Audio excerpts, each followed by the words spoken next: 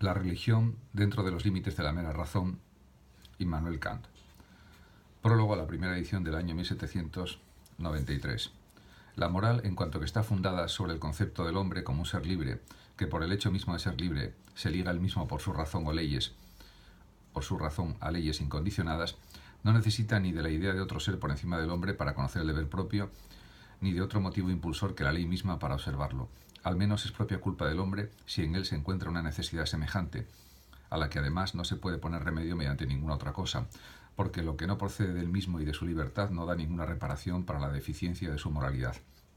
Así pues, la moral, por causa de ella misma, tanto objetivamente por lo que toca al querer como subjetivamente por lo que toca al poder, no necesita en modo alguno de la religión, sino que se basta a sí misma en virtud de la razón pura práctica. En efecto, puesto que sus leyes obligan por la mera forma de la legalidad universal de las máximas que han de tomarse según ella,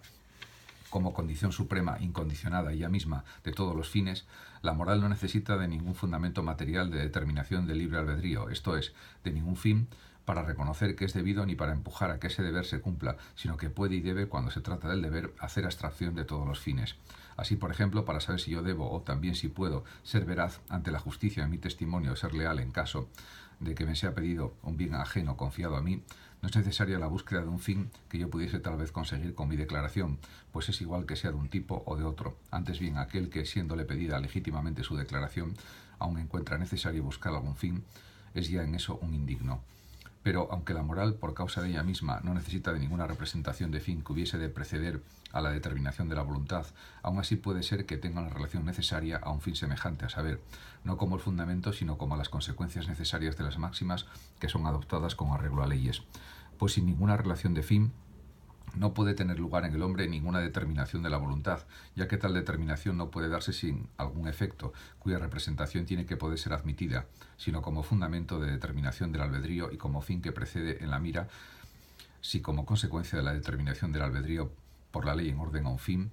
sin el cual un albedrío que no añade en el pensamiento o la acción en proyecto algún objeto determinado objetiva o subjetivamente, objeto que él tiene o debiera tener, un albedrío que sabe cómo, pero no hacia dónde tiene que obrar, no puede bastarse. Así, para la moral en orden a obrar bien, no es necesario ningún fin. La ley, que contiene la condición formal del uso de la libertad en general, le es bastante. De la moral, sin embargo, resulta un fin, pues a la razón no puede serle indiferente de qué modo cabe responder a la cuestión de qué saldrá de este nuestro obrar bien,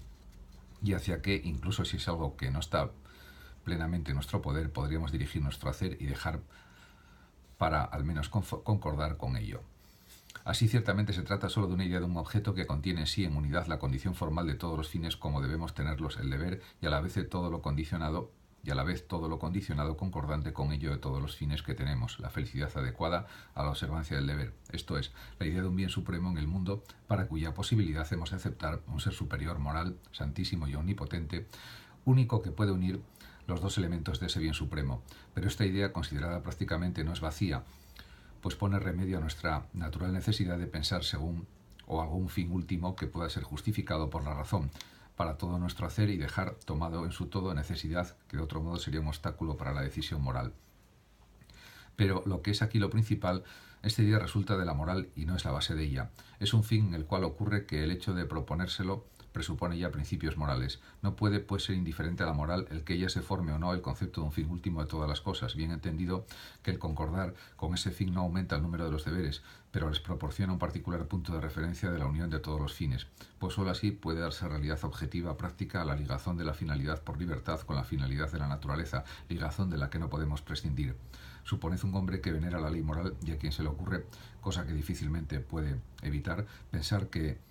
mundo él, guiado por la razón práctica, crearía si ello estuviese en su poder y ciertamente de modo que él mismo se situase en ese mundo como miembro. No solo elegiría precisamente del modo que aquella idea del bien supremo comporta si le fuese dejada solamente la elección, sino que también querría que un mundo en general existiese, pues la ley moral quiere que se haga el bien más alto que sea posible por nosotros.